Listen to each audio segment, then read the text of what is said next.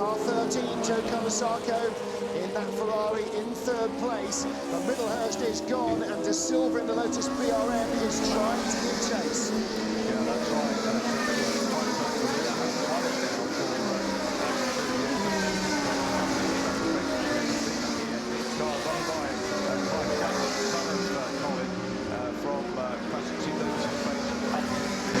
That caught out, oh, I don't know, fully a third of the entire field, including the runaway race leader.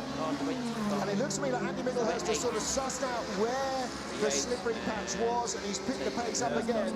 Mitchell looks closer to me to Diffie.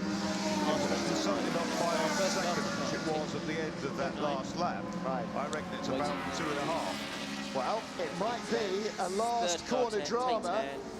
Mitchell is going to have to do something special. Andy Middlehurst catching traffic down to the chicane. He knows that he can roll off the throttle and pick his moments to go by number 2, Federico Berardi, as he does. And down into the chicane. What a record for the classic team Lotus. Lotus 25 and Andy Middlehurst victory in the Glover Trophy. Green flag waves at the back of the grid. The Union flag is held aloft. Joe Colasacco rolling a fraction, but no jump start could get away from Andy Middlehurst and to defeat De Silva. Middlehurst with the inside line into the first corner at Madrid has the lead.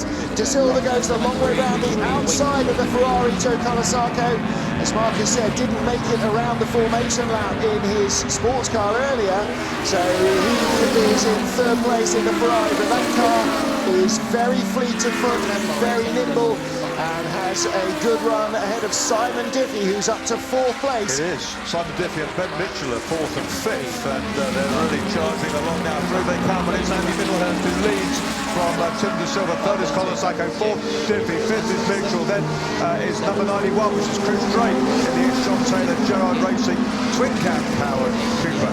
Bernardo Hartogs with damage at the front of his Lotus 18 at 21, the Lotus 18 updated to 61 spec. A little bit of fluid coming out of the back of the number 16 car of Charlie Neerberg.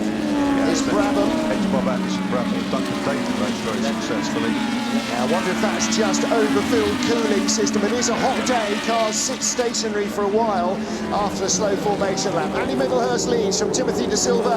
Car 13, Joe Colasacco in that Ferrari in third place. But Middlehurst is gone, and De Silva in the Lotus BRM is trying to give chase. Yeah, that's right.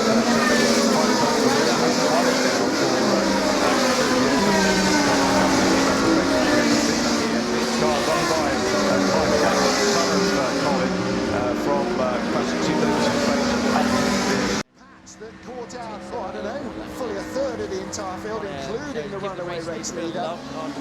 And it looks to me like Andy Middlehurst has sort of sussed out where the slippery patch was, and he's picked the pace up again. Mitchell looks closer to me to Diffie. Decided on 5 seconds, which it was at the end of that last lap. Right. I reckon it's about 2.5. Well, it might be a last corner drama. Mitchell is going to have to do something special. Andy Middlehurst catching traffic down to the chicane. He knows that he can roll off the throttle